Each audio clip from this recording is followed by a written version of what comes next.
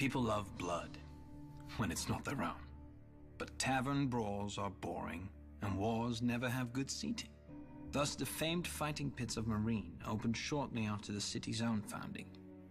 And I heard that originally the combats were a blood sacrifice to the gods of Geese, the empire that founded Marine. Some still believe they are, but the Giscari Empire died a long time ago and their gods went with them. Yet the pits remained open, filling the city's purse with gold from the ends of the earth. I suppose the fighting pits are a blood sacrifice after all. Only the gods changed.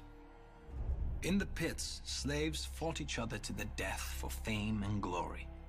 And gold for their masters. A lot of gold.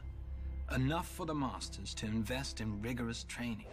Slaves were taught to fight like Dothraki screamers, bearded priests of Norvos, iron-born reavers, Westerosi knights, Cohoric hunters, and Lysine pirates.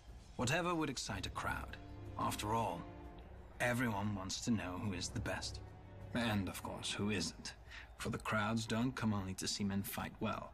I've seen the masters release tigers, lions, and other exotic beasts into the arena to chase less costly slaves, barely trained, if at all.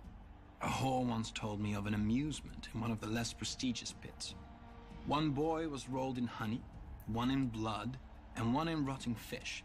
And then a bear was unleashed, and the crowd wagered on which boy the bear would eat first. I never heard who won.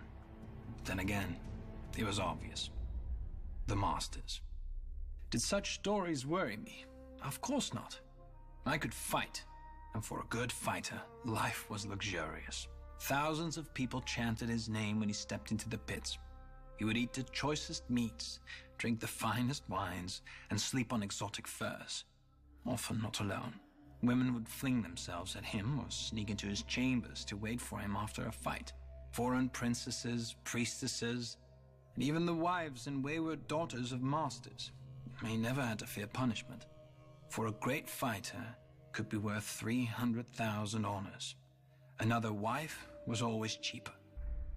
And when this renowned fighter finally fell, for all fighters will in time, his name would be inscribed into the gates of fate among the other valiant dead. I remember once trying to count the names, but the gates opened before I finished, and another fight began.